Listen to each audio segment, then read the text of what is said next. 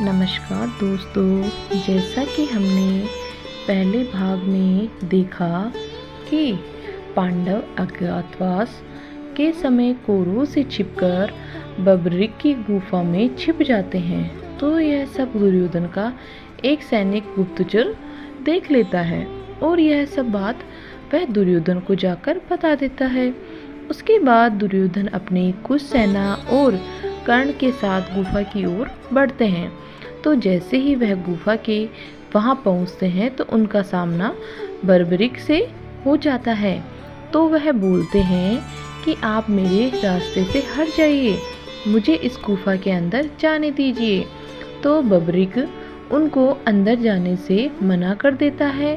तो फिर कर्ण और बर्बरिक का एक दूसरे से अपना सामना हो जाता है।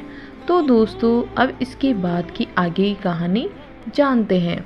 तो कर्ण बब्रिक की और धनुष की प्रत्यंचा खींचते हैं और छोड़ देते हैं और वहाँ इतनी तेजी से हवा चलती है जिससे वहाँ खड़े सारे सैनिकों में हाहाकार मच जाता है। लेकिन कर्ण के उस अस्त्र का प्रभाव बर्बरिक पर तनिक भर भी नहीं होता है और उसके बाद बर्बरिक भी अपने धनुष की प्रत्यंचा को खींचते हैं और छोड़ते हैं। उस अस्त्र से दुर्योधन घायल होकर नीचे गिर जाते हैं। यह देखकर बर्बरिक हंसने लगते हैं और कहते हैं, आप ठीक तो हैं ताश्री। इससे दुर्योधन को बहुत गुस्सा आता है और वह कर्ण को बोलते हैं, इस बालक को यम के पास पहुंचा तो। तब कर्ण बर्बरिक पर वरुणा अस्त्र चला देते हैं। बदले में बर्बरिक भी अग्नि अस्त्र चला देते हैं और दोनों के अस्त्र टकराकर नष्ट हो जाते हैं। ऐसे ही दोनों में घमासान युद्ध चलता रहता है। दोनों ही वीर एक दूसरे पर भयानक दिव्य अस्त्रों का प्रयोग करते हैं, लेकिन दोनों में से कोई भी परास्त नहीं होता है। तब बर्बरिक अपने दिव्य अस्त्रों को आह्वान देते हैं और बोलते हैं, इस अस्त्र को कोई भी नहीं रोक सकता। लेकिन बर्बरिक अपना दिव्य अस्त्र कर्ण के बजाय छोड़ देते हैं और महारथी कर्ण अपने द्वारा उसे रोकने का प्रयास करते हैं पर उसे नहीं रोक पाते। यह देखकर महारथी कर्ण स्वयं दुर्योधन के सामने आकर खड़े हो जाते हैं। फिर जब वह दिव्यास्त्र कर्ण से टकराने ही वाला होता है तभी उनका दिव्य कवच प्रकट हो जाता है और उसे कवच से टकराकर वह अस्त्र नष्ट हो जाता है।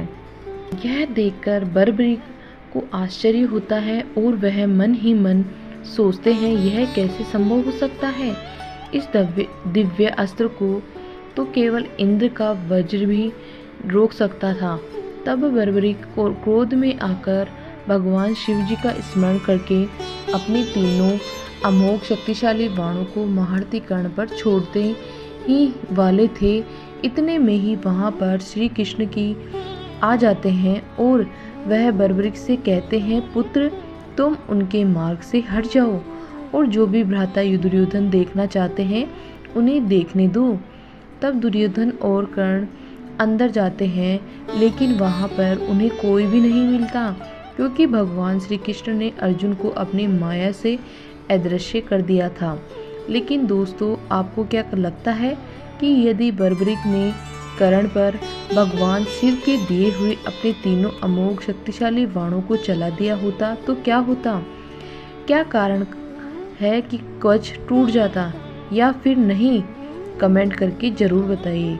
तो आइए अब जानते हैं कि आखिर कैसे बर्बरिक ने श्री कृष्ण के हाथों में शीश का दान देकर कैसे बर्बरिक बन गए भगवान खाटू श्याम। दोस्तों, महाभारत का युद्ध शुरू होने को ही था।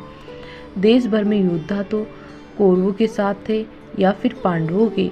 इसी बीच महाबली भीम के पौत्र बर्बरिक भी कुरुक्षेत्र की ओर बढ़ रहे थे। बर्बरिक महाभारत काल का सर्वश्रेष्ठ धनुर्धर था।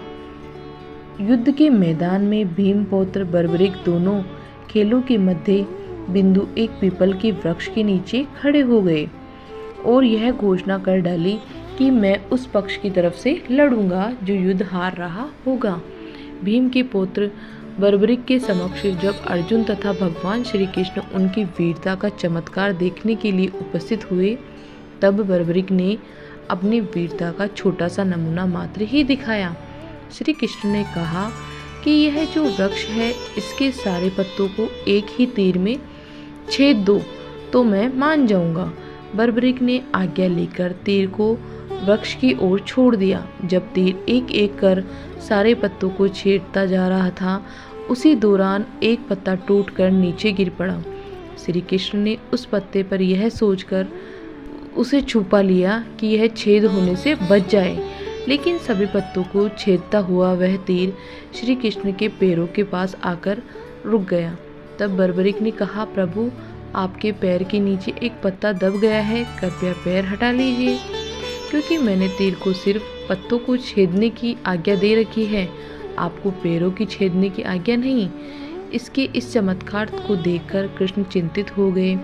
भगवान श्री कृष्ण यह बात जानते थे कि बर्बरिक प्रतिज्ञावश हारने वाले का साथ ही देंगे।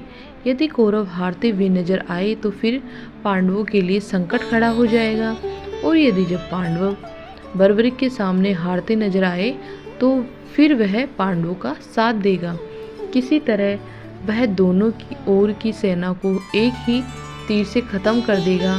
वैसे दोस्तों, आपको यह वीडियो कैसा लगा कमेंट करके ज़रूर बताएं, और यदि आप लोग भी भगवान श्री कृष्ण को सच्चे दिल से मानते हैं तो इस वीडियो को लाइक और हमारे चैनल को सब्सक्राइब ज़रूर कीजिएगा।